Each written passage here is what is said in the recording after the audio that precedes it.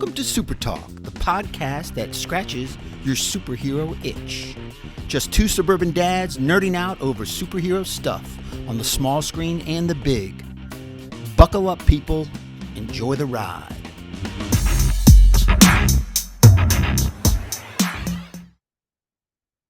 Welcome to SuperTalk, the weekly podcast dedicated to news and reviews of comic book media on the big and small screen. This is episode 139.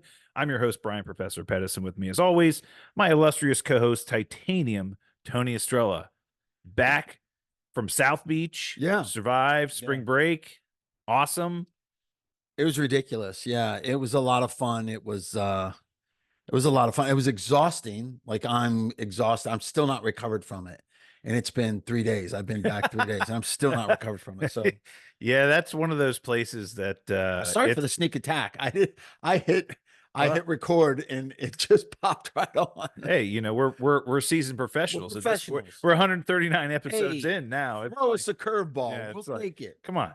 I mean, I've seen a splitter before. It's not a big deal. Mm-hmm.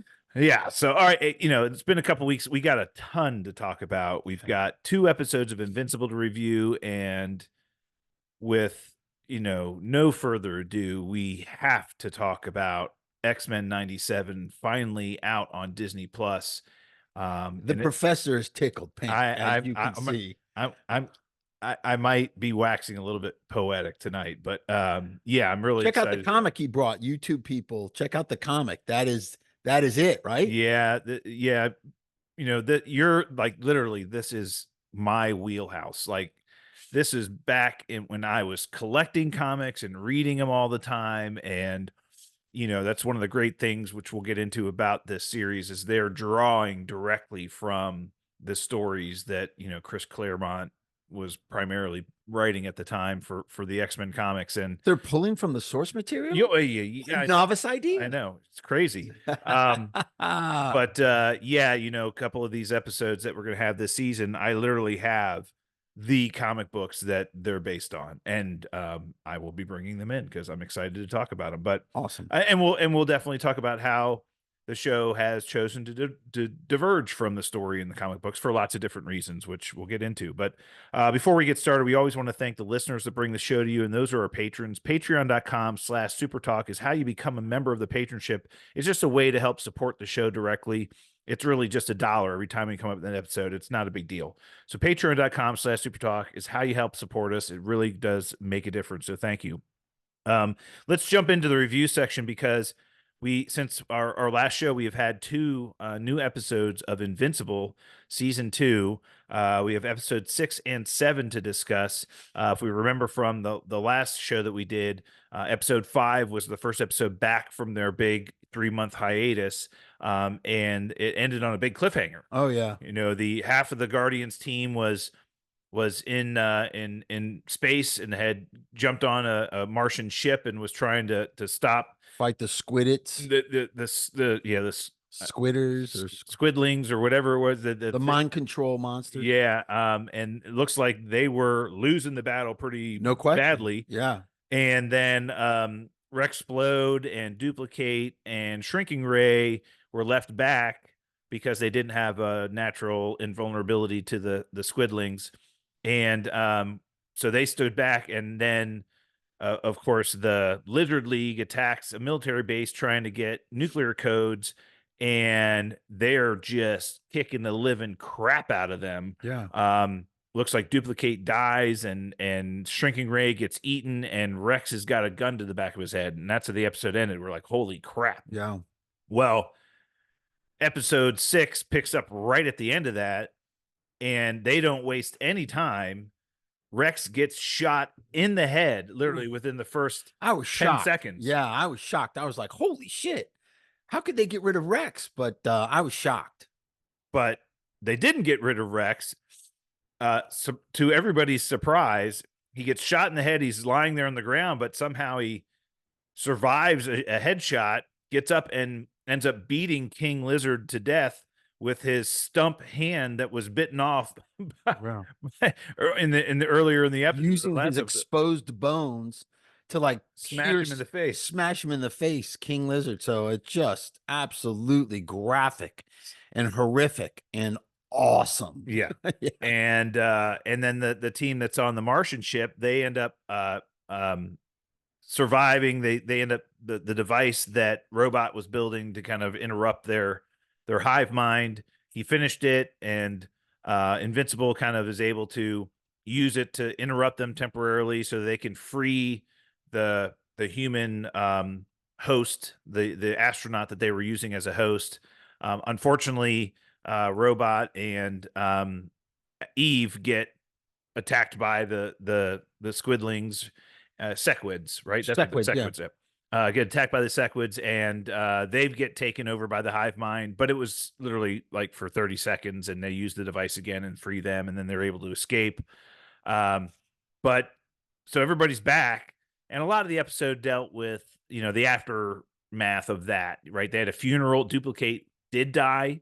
All of her duplicates were killed, and that means that she ended up dying and seemed to hit the Immortal really hard. He was crushed. He wanted to quit the team, and he was just like, I can't deal with this. Great storyline that was, because they were dating, and he had really attached himself to Kate. Well, he basically said one of the reasons why they were so connected is she was one of the few people that really knew what it was like to die as many times as he has. He's died many times in his thousands of years of living. He's died many times and come back from being dead, and she does that every time one of her duplicates gets killed. So he's like, she really understood me. Shrinking Ray is not dead, but she's not doing well, and she's recovering in the hospital, as well as Rex. He's recovering from a shot to the head, brain injury, and everything else, but it seems like he's going to be okay. Mechanical arm, they gave him a new hand. Yeah, they were going to build him a new mechanical arm. And then a lot of the episode dealt with a lot of things that are kind of like filler. We've talked about this whole series adding a lot of filler things, a lot of the strained relationship between Mark and his girlfriend, Amber. Like, oh, he's going to get kicked out of school. They don't get to spend that much time together because you're always running off Earth to save the world or whatever. I used to get bored, and it's like, oh, it's kind of slow. It's slow. But man, it's really developing those characters, and I think that's, even though that storyline gets a little old and slow, it's the action is so much better. Obviously, I think it makes you appreciate the action shots more when you get that character development and see what they're going through. The mental trauma they're going through is crazy. And the one Mark, I can't remember Mark's friend's name, but his boyfriend, who used to be who was turned into one of the cyborgs, had been rescued, and he was struggling with being a cyborg, and then so there's a whole storyline there about him not fitting in and all kinds of other stuff, and then ultimately at the end of the episode we see Alan comes back to Earth to tell Mark that they need his help. And basically Mark's dad, Mark remembered that his dad told him, hey, if you're looking for a secret of how to defeat the Viltrumites, read my novels. And he, had gone searching during the episode for copies of his dad's books that he had written. So basically they were based on real life adventures that he had been through, and including adventures to other worlds and fighting other beings and other species that were trouble for him. Thinking that maybe these are ways that they can use. So Mark basically told that to Alan. Alan's like, oh, that's a great idea. We kind of need to figure this out. Right. So that was, I love Alan. Alan was almost destroyed. Voiced by Seth Rogen. Yeah, Alan's awesome. He was torn apart, popped his eye out, broke his back, completely decimated by the Viltrumites in other episodes. And obviously, as he healed stronger, faster. And he was actually engineered to fight and to beat Viltrumites. Well, they basically said when they turned off his healing capsule, it's like, it's either going to kill you or it's going to make you stronger, and it made you stronger. Right. And he comes back, he's like huge. He's like a great character. Yeah, I like the way that storyline's going. It's really cool. What a great show, though. Yeah, I mean, and then the next episode 7 was even better. a little bit more with Amber and Mark. They go to Comic-Con. Mark has to leave to help Rex, and Rex has got some really cool news. Mechanical arm, he could shoot. So his powers are based on a comic book character, an X-Men character actually called Boom Boom, and somewhat like Gambit a little bit. He can charge objects with energy and then they explode.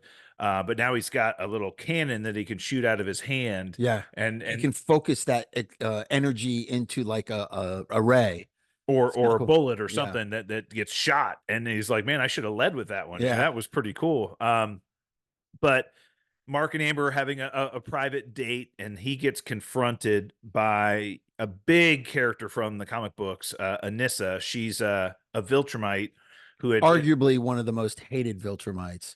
She's pretty brutal for sure. But she comes to Earth and confronts Mark and basically is like, look, dude, you've been given a mission. You've been given your father's mission to ready this planet for Viltrum rule. And, we can save the planet. The planet's destroying itself. Humans are destroying the planet. We'll save everybody from all of this and all the disease and everything else. They just have to accept the Viltrum rule. And he's like, no, we're not going to do that. Yeah. They end up fighting.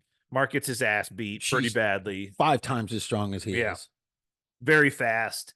And, he basically is like somewhat of a smoke show.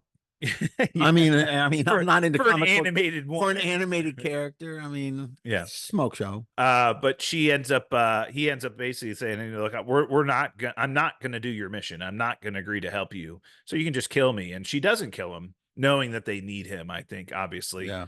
But the really cool part of the episode is she's flying back to her ship to tell the Viltrumites what's happening with Mark. And she runs into Alan runs into the ship. Right. And is like, oh. And then she comes out to fight him. And Alan, surprisingly, is holding his own. He's like, he punches her and she gets bloody and everything. And she's like, how'd you do that? I've never seen anybody from your race be able to do that before. He goes, I got a little stronger here. Right. But he kind of fakes getting knocked out by her so that he can be taken captive and kind of figure out what's going on the ship. And it seems like they're leading into the final episode. He's going to rescue Omni-Man. Yeah. Thinking that he might be responsible for a jailbreak. So we got the finale coming up here next week or this week. Yeah. On Thursday. So we'll have the finale I'm bummed about that. The only good news it sucks that the season's going to be over and we're reaching the finale. From what I've heard, rumors are, so we went about almost 2 years between season 1 and season 2. Yeah. Waited a long time for this season to come out. It sounds like they didn't stop working when they were done with season 2. They kept working. Yeah. And it seems like season 3 will come out a lot sooner. Yeah. So it's not going to be another 2 years. It'll probably be around a year. I would think that we would get this about this time next year. That'd be great. Season 3. So we're not going to have such a delay like we did the last time. They did actually make a lot of fun of that during episode 7. They were talking.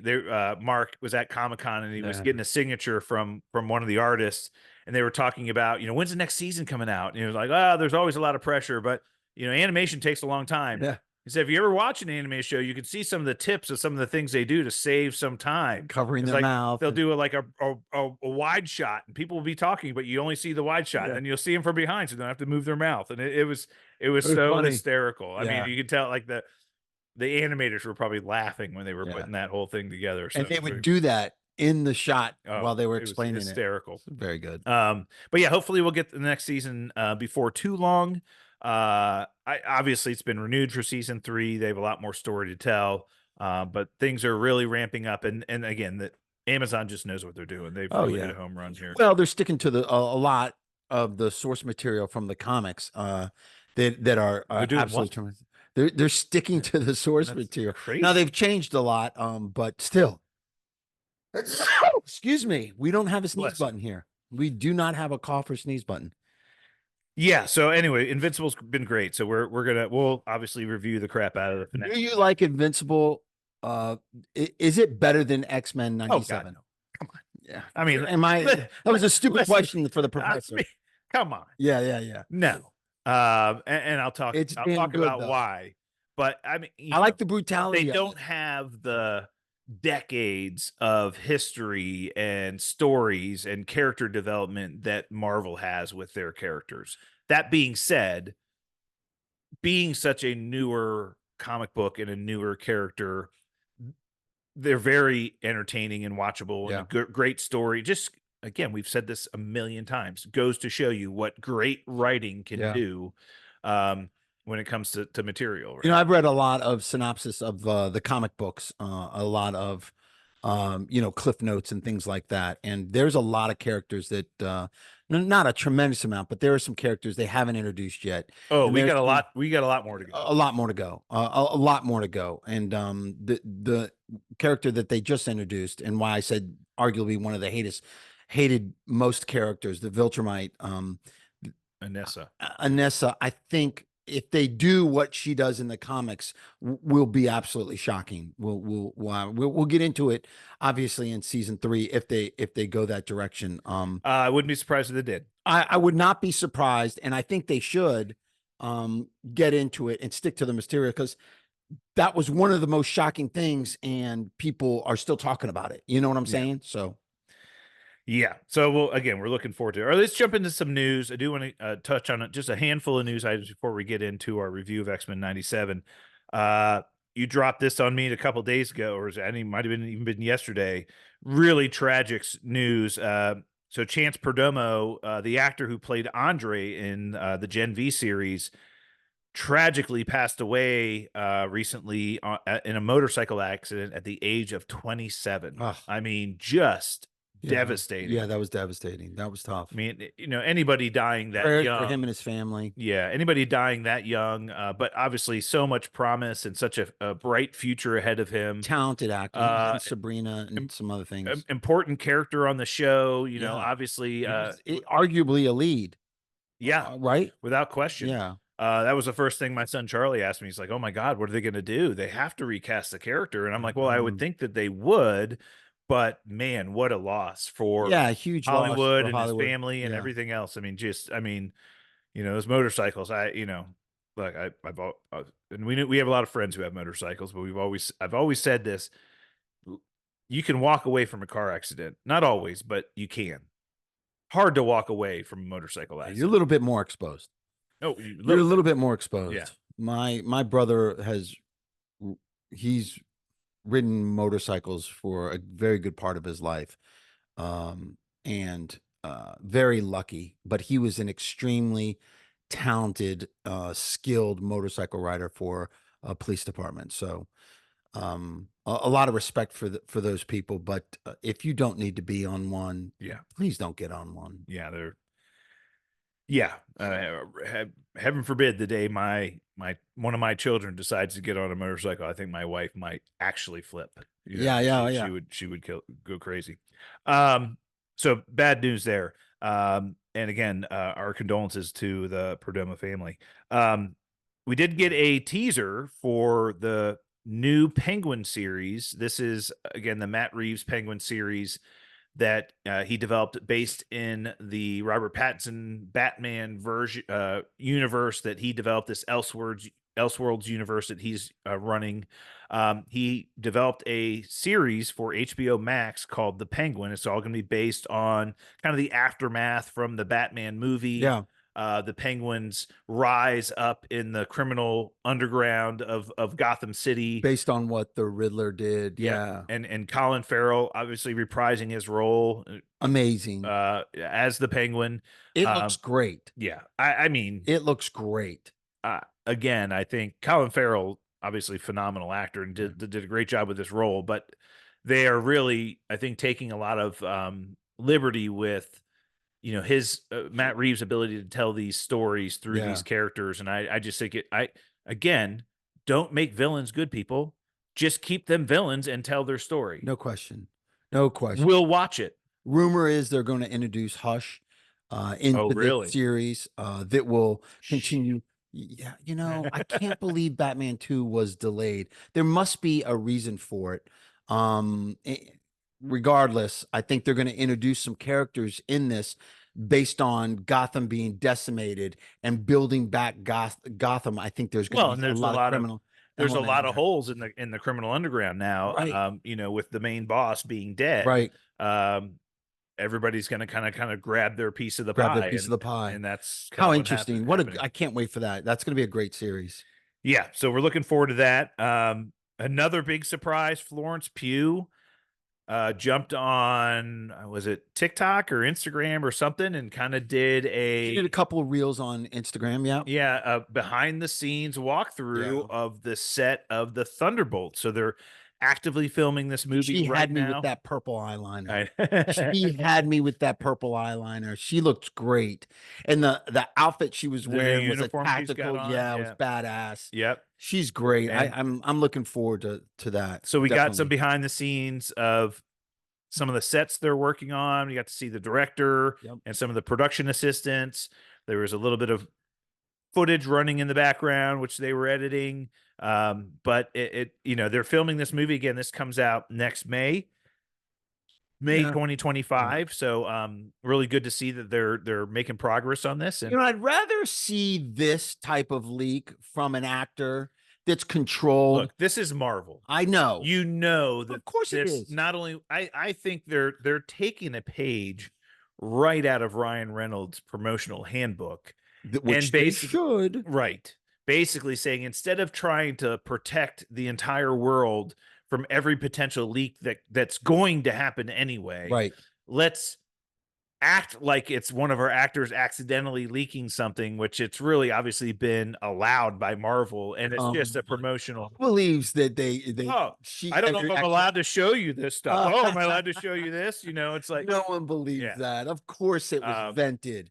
Of course. But I would rather see that and get engaged like Ryan Reynolds, brilliant marketer, did that instead of these 40-foot from the side people Yeah. stealing. yeah, people sitting on a mountaintop with a need that. ultra Yeah. telephoto lens, Yeah. stealing stuff. Yeah, I mean, again, and it looks like they're filming a lot of this movie on a closed set, which would make it. They're not doing as many outdoor shots that Deadpool and Wolverine did. There may be some location shots, we'll see, but look, I'm glad they're filming the movie. I'm looking forward to it, and again, I think the new kind of quality control is in place at Marvel now, so we hopefully are looking We'll see forward what to better happens. quality, right? Remember April, what is it? April. Oh, that's in 2 days. Big shareholders meeting with the proxy vote overtaking the board is coming up. So we'll see what happens. Yeah. We do know, obviously, Deadpool and Wolverine coming out this July. They are in the midst of doing some minor reshoots. And again, rumors out there across some of the industry insiders that they're shooting more cameos. Oh, They're bringing more people on set for these reshoots to bring more cameos into the movie. I did see that Pyro from one of the X-Men movies said that he was flying in somewhere to do a shoot. Yeah. Well, yeah, he's probably going to be part of the reshoots or whatever. Yeah. But yeah, I mean, I think this movie's going to have so many cameos, it's going to be hard to control. But again, we got to see it early. Oh, by the way, Franco Day wants to come with us to that. There's a ton of people that have said, when are you going to see Deadpool? I said, probably as soon as possible. Like the Thursday. Frank can just rent the theater for us. Yeah. I'll let him know. Yeah. I'll let him know he's you on the want to hook. sponsor the show. I'll We let can do a him- live He's show on the from the But we'll premiere. have a crew. We'll have a crew of people with us. So yeah, we'll get a fun. big group going for Yeah. sure. That'll be great. All right, well, let's jump into our topic of the week, brought to us by our friends over at Studio GG Studios. GG. Home of the main band, Corn on the Cob. Studio G. Thanks for all your Corn. support and help. Corn. I love it. Yeah. So we're gonna obviously. Big topic of the week is the X-Men 97. Sorry, Professor, can Yeah. I interrupt you just for Yeah, 1 second? go ahead. Before you get into your X-Men fantasy and you get all girlish, kid, with that girly grin and giggle you're about to, did you have a chance to see the Spider Within, the little short that they filmed? Yeah, you sent that to me today. I did. It was only like 7 minutes 7 long. minutes. And I heard this was coming, that Sony was going to drop a small YouTube short, animated and built by the same animators who did Beyond the Spider-Verse Yeah. and Into the Spider-Verse and Across the Spider-Verse. It really highlighted mental health. Yeah, and this was in concert with the Kevin Love Foundation. Kevin Love, NBA basketball player, has dealt with a lot of personal turmoil and difficulty in being an NBA star, and has been very public about it. Started a foundation for mental health and asked Sony to kind of cooperatively help him out, and they came out. Yeah, I thought it was great. And LinkedIn, Megan Burney posted something on Morgan's Message about this and about mental health. Morgan Message, if you don't know, a good friend, Doug Burney, his daughter, runs this organization called Morgan's Message, and it's about female and male athletes that deal with mental health issues. She's dealt with a very personal, close suicide of a friend that was a lacrosse player. And the mental torment and issues that these student athletes go through. And Morgan's Message highlights that and shines a light on it and gives support, which is great. But really important to organizations like that, you see this comic book character going through these mental health issues. You're a superhero, and you're just a kid. You're dealing with the same things that everybody else is. Yeah, it's kind of crazy. Yeah. And I thought it was really powerful. I like the way they framed it. Me too. Whereas, hey, anybody can go through this, even if you're a superhero. And at the end of the day, he walks out and just asks his dad if he has a few minutes. Awesome. Can we just talk? Yeah, really important. And I think that's a great message to send out there. And the message aside, man, it got me excited for the movie. Like, I can't wait for them to drop that movie. I need to find out what happens next summer. I can't it was delayed so long. I think it's next summer. I hope so. Yeah, that'll be great. And sorry, now go ahead, put your little kid hat on. Let's get excited. Yeah. Now we're going to get into X-Men 97. So we did a little preview this last episode. And again, one of the nostalgic parts of this for me, just personally, this series, original animated series, was out back in the mid 90s, 92 to 97. This was like the height of my comic book fandom. I was a huge X-Men fan, and watching it originally aired, I think, on like Wednesday afternoons or Wednesday evenings, and then they moved it to Saturday mornings. This was back in the days of VCRs. I had my VCR set to record every Saturday morning when it came on. You did it? Oh yeah, I still have the videotapes. You do? I still have those videotapes of those episodes that I recorded. I have no way to watch them, but I still have them. You can see it now on Disney. Yeah, now it's on Disney Plus, so who cares? But there's a lot of nostalgia there for me. And again, one of the things about the original series. How great is that music, that opening music? So probably one of the most iconic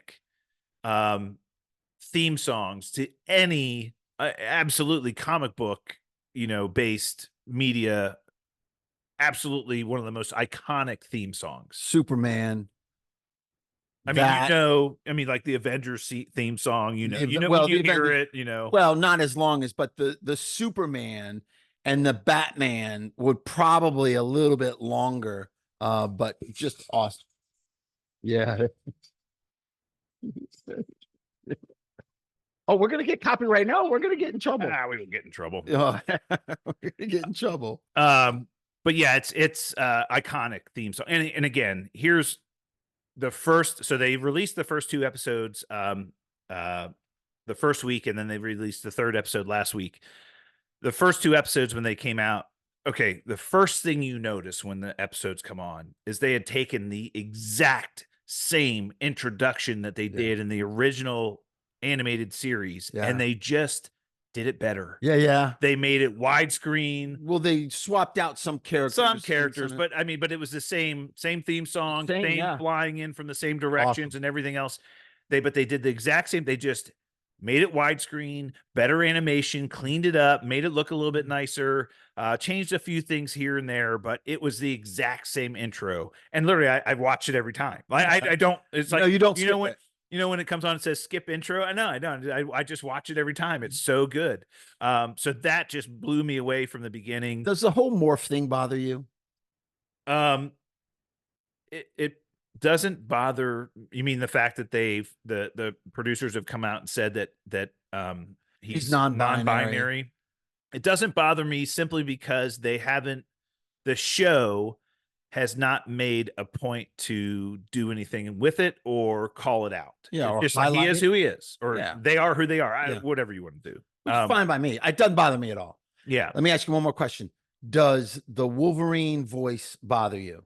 What do you mean? Does it bother me? Like It's the same voice actor. the voice actor bother you? Some are having an issue with it. It doesn't sound like the same. It's the same voice actor. Same guy. He's 30 years older. Okay. So he was probably in his 30s when he did this. Doesn't bother you. And now he's in his 60s. Okay. So I like it's the it. same voice actor. He's just in his 60s now. And the Gambit half shirt. I mean, that was you're in the 90s. You're in the late 90s. I texted you and I said, "What'd they do to Gambit? Is he wearing a half shirt?" And you're like, "That's typical. Everybody did in the late 90s." Yeah. You're absolutely correct. Right. So people have to remember this show takes place in 1997. Yeah. That's why they had a Crazy Eddie's, even though Crazy Eddie's was out of business by 1997. Yeah. But they had a Crazy Eddie's in the show. Yeah. Right. Because, that's Get over it, people. This show is fantastic. So again, best part of the original series and this series is they are drawing these stories directly from the source material. They are taking some of the best stories of the comics, the X-Men comics, specifically, mostly the Chris Claremont runs in the late 80s to kind of, mid to late 90s. And it sounds like they may actually be venturing beyond that into kind of the Grant Morrison time in the early 2000s. But we'll see. I don't know what they're doing with some of these episodes yet, but the ones that these episodes have been based on have been great. So has the Master Mold been in the comics? Because I don't remember that at all. Oh yeah. All that. Yeah. Henry Peter Gyrick, the Friends of Humanity, obviously, Boulevard Trask, all of that was absolutely the Sentinels, Master Mold. I know the Sentinels, but the Master Mold was in the comics. And then you ended up having Nimrod, who was like the ultimate Sentinel, and they could never defeat him. And then he could travel through time, and it was like, oh yeah, dude, it's like, oh yeah, we've got all that. Yeah. So the first episode really, I think, was like a reintroduction of us, the audience, to these characters. So they wanted to make it so if you never watched the original series, you can. So, because this series picks up directly from the end of the original series that ended in 97, it's like a continuation. They wanted to give us kind of a refresher. Who are these characters? What are their powers? What do they stand for? What are they doing? We get, the first episode really deals with Sunspot gets captured by the Friends of Humanity, who are rounding up mutants to be experimented on, and theoretically somebody's paying good money to experiment. I wonder who that could be. Experiment on mutants. And the X-Men bust in and save him. They had repurposed some sentinel technology to kind of help them, and the X-Men have to fight against them and stuff, and really great. And then ultimately they end up finding that Boulevard Trask had rebuilt the Master Mold. It was never fully destroyed, or he had another version of it, and it's now on some deserted island somewhere, in some desert somewhere. And they find him, and there's these old Sentinels there, and then you just get this huge, massive fight scene with all the X-Men and the Sentinels, which is exactly what we wanted. I mean, it showcases everybody's powers and teamwork and all the other stuff. And big cliffhanger at the end of episode 1. Magneto shows up at the mansion and basically tells the whole team, hey, Charles Xavier in his will. So as far as the world's concerned, Professor X is dead. We all know, even the X-Men know, that he's not really dead. He's just in space with the Shi'ar Empire. But in his will, he left everything to Magneto, and the rest of the team's like, what? So Jean and Scott were thinking of leaving the team because she's pregnant, and they're like, oh, we got to go raise our baby and everything else. And they're like, well, now that he's back, we're not going anywhere. Yeah. Right. So Magneto is now in charge of the team. And that's episode 2. We get the trial of Magneto, and literally the uniform he's wearing and the scene of him standing on the court steps is drawn directly from the comic books, the Trial of Magneto comic. It was, I think, X-Men Volume 1 number. Can't remember the number. I think it was an annual, maybe, but it was a Trial of Magneto. That's the costume he's wearing in the show. So that court scene is drawn directly from the comics. Okay. It's not drawn from modern day political bullshit. This is like 80, probably like 80, I can't remember, like 88, 89, 90, something like that. But yeah, so that's drawn directly from that story of him being on trial. That's a great action scene. Yeah. Oh, it was great. And, the team has the Executioner, who's one of the Friends of Humanity, who has this suit. He's now trying to basically shoot Magneto with this gun they've repurposed so that In the show, they have these collars that they can put on mutants to suppress their powers. Right. And they had taken the technology from the collars and put it into a weapon. And they were thinking if they could shoot somebody with a weapon, it would suppress their powers potentially indefinitely. And his mission is to kind of shoot Magneto while his collar is on, so Magneto can't defend himself. Well, Storm ends up getting shot. We find out through this that she does lose her powers. And she can't control the weather or anything anymore. Magneto basically gets pissed, really angry, and basically brings the entire courtroom and the executioner up into space, or like, kind of high atmosphere, and says, I could kill you all, but I'm trying to be better. Yeah. Please don't make me let you down. And it was so great. It was like the perfect line for Magneto to say, please don't make me let you down. Right. And he gets commuted. His sentence gets commuted, which was really cool. So anyway, that's kind of how that episode ends. Oh, and Jean has her baby. So Jean's pregnant. And during the episode, she goes into labor, and Rogue and Wolverine take her to the hospital, and the doctor refuses to operate her on her or deliver the baby because she's a mutant. And Rogue steals the powers of the doctor and delivers the baby. I was a little off from the comics. I don't remember. Yeah. I remember Rogue getting a skill set. I mean, definitely stealing powers. Well, you think what she does, she steals memories too. Okay. Yeah, so she steals memories too. I wouldn't say that that's off. Okay. Yeah. She can steal somebody's powers, but she can also steal somebody's memories. Yeah. She could like touch somebody, like touch a guard and then know the code of the gate to enter in and stuff like that. She could do that. Okay. For sure. Yeah. So anyway, so the baby's born, and at the end of the episode, big cliffhanger at the end of episode 2, Jean walks in from the outside, and the other Jean's like, who is this? Yeah. Right. So now there's 2 Jeans, and we have to figure it out. And this leads into episode 3, Fire Made Flesh. Again, massive diversion from the comic book storyline. And we can kind of get into the background here of what really happened in the comic books, but it's a diversion, but they kind of encapsulated into a good 30-minute episode of giving you something similar. Yeah. So we know that there was a character in the comic books named Madelyn Pryor. And at a time in the comic books when after the Dark Phoenix saga, Jean Grey had died. So Dark Phoenix saga, Jean Grey's gone. Yeah. All of the original X-Men were no longer on the team except for Cyclops. He was the only one left. Beast had joined, Jean Grey's dead. Beast had joined the Avengers. Iceman and Angel had joined the Champions, the Champions of Los Angeles, the Champions. So they were out in LA. Scott Summers was the only one left on the team. And Chris Claremont kind of wanted to write him off the team. They're like, we kind of want to get the original X-Men off the X-Men because we got this new team with, Gambit and Wolverine and Storm. And we got a new team here. We want to, and Rogue. Was Nightcrawler a part of that? Yeah, Nightcrawler, Rogue, Colossus. They wanted to focus on the new team. And so they were trying to write Scott off. And so what Chris Claremont did is he wrote him off, sent him up to Alaska to go live with his family and kind of like retire from the superhero life. And he just ends up meeting this redheaded woman who looks very similar to Jean Grey. And her name's Madelyn. She happens to be the pilot of the plane, and funny enough, and they end up meeting each other. They end up falling in love. She ends up getting pregnant. They end up having a baby. And then what ends up happening in the comics is Chris Claremont decides that Jean Grey was such a popular character that they wanted to bring her back. And as we've always said, you're never really dead. You're never really dead. Even if you see a body, you're never really dead in the comic books. There's always a way to bring you back. And so they had kind of engineered this way to bring her back. And basically retconned her history.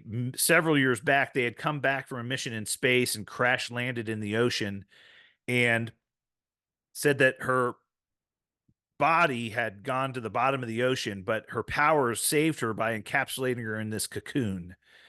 And the Jean Grey that came up from out of the water was actually the Phoenix Force, who had taken on her visage or persona. And that's who we had as the Phoenix in the Phoenix and Dark Phoenix saga. It wasn't the real Jean Grey. Jean Grey was at the bottom of the ocean. Oh boy. Well, then a salvage team ends up finding this cocoon, and then they basically find there's a woman inside of it, and it's Jean Grey. And it's kind of they did Scott Summers dirty. So Scott Summers was married to Madelyn, had a baby, was off the team, living in Alaska, gets a phone call from Warren Worthington III, says, Scott, we found Jean. She's alive. And he's like, what? Yeah, she's alive. And Madelyn's like, who is that? Who is that? And I got to go. And he basically leaves her and the baby to go see Jean and never went back. Oh, it was a total dirtbag move. Yeah. I mean, totally. Big diversion here from the show and the comics is Madelyn Pryor, his wife, never had powers. Just a normal human being, looked very similar to Jean Grey, but normal human being, never had powers, just a normal woman. Ultimately, what ended up happening there in the comic books, she ended up, Jean came back, and, they kind of wanted, Chris Claremont kind of wanted to like put a button on this storyline. He's like, well, what can we do here? And he basically then had developed the Mr. Sinister character, and then kind of retconned this storyline of, hey, I'm the one who created Madelyn because I've been obsessed with the Grey and Summers, genetic line for years, thinking, I don't want to get into too much geekdom here, but he knows that their two gene pools could create the ultimate mutant that could stop Apocalypse, who Sinister was kind of enslaved by. So he was, Apocalypse gave him a lot of his powers, but also he was an indestructible mutant.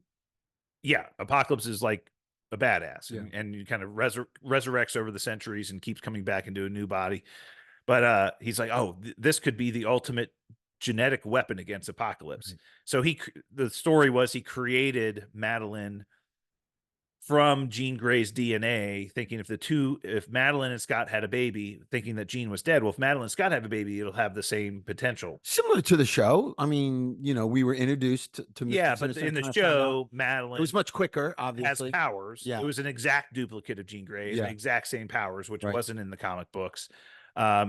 And in the comics, the whole reason why she's the Goblin Queen is that she's so angry with Scott that and Sinister kind of manipulates her. She makes a deal with a demon, Niastra, and ends up, aligning with him and saying, I will be your harbinger of your invasion of Earth from Limbo.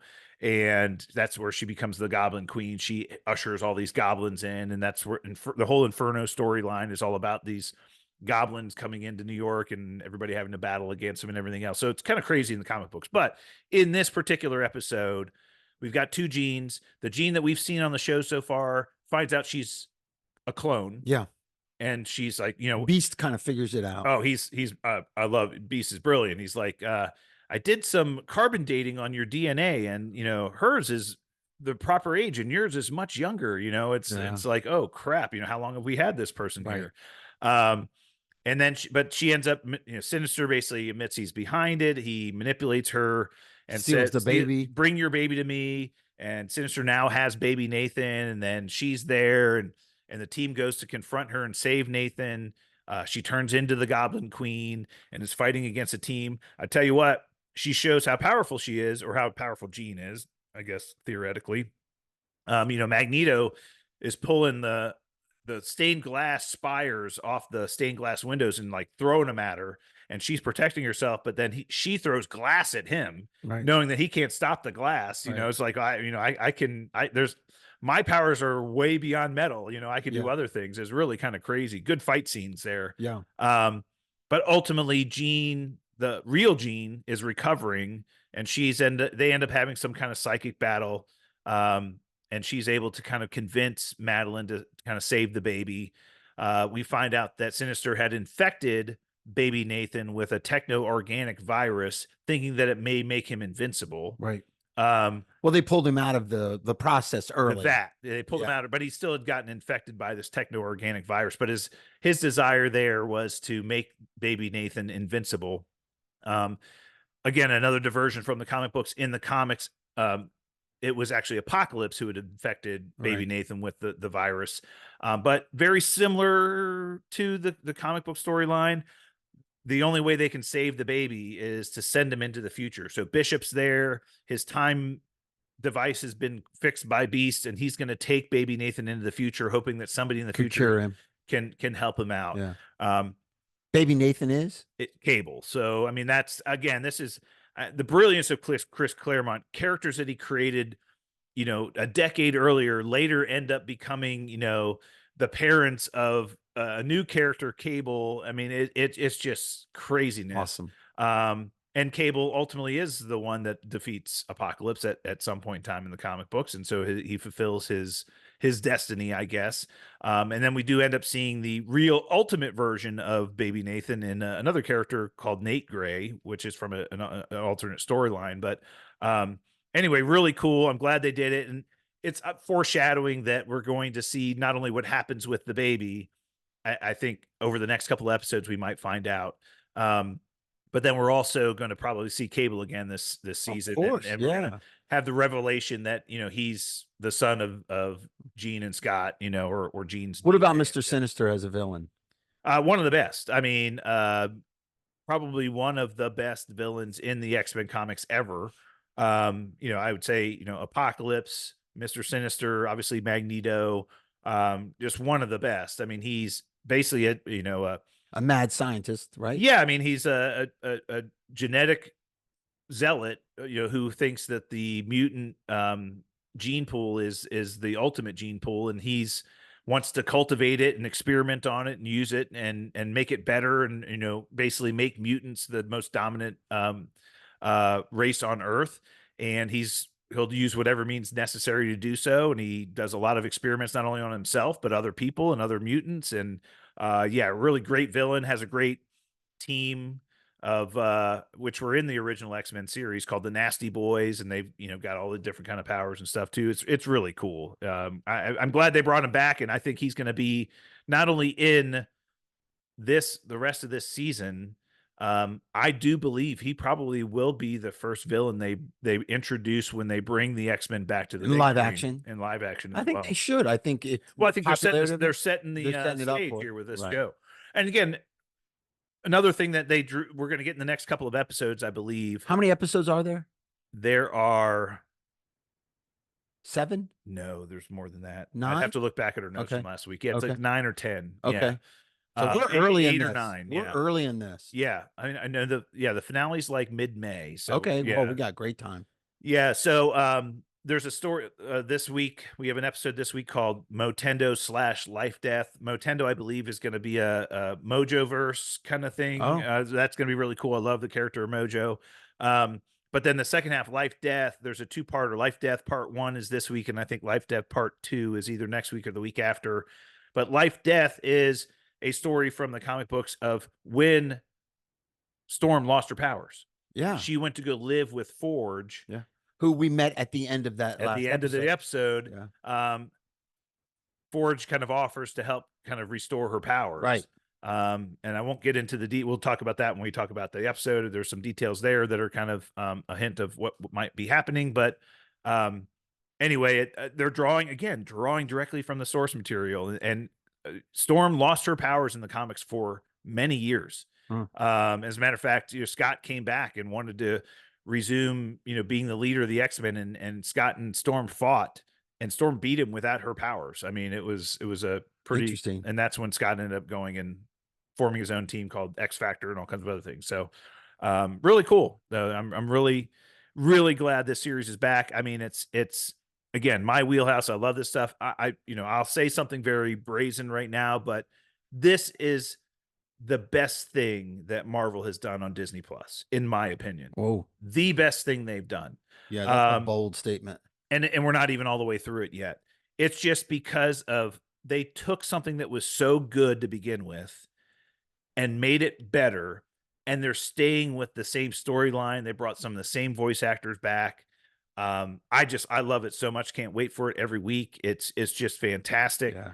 And again, it's drawing from some of the best source material we have out there. They're not trying to recreate new stories and come up with characters we don't know about. They're just using the source material. It's just so awesome. And that seems to work well for Marvel when they do that. Yeah. Yeah. I like it. Yeah. Great. All right, Professor, ring the bell. I know this is your wheelhouse and you're excited.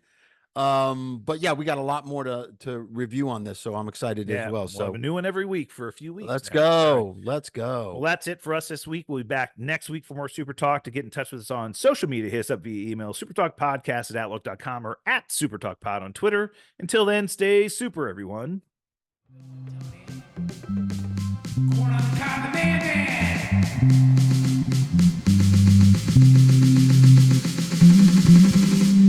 Black Viper. Everyone likes this game. Haters gonna hate. And I know you can't wait.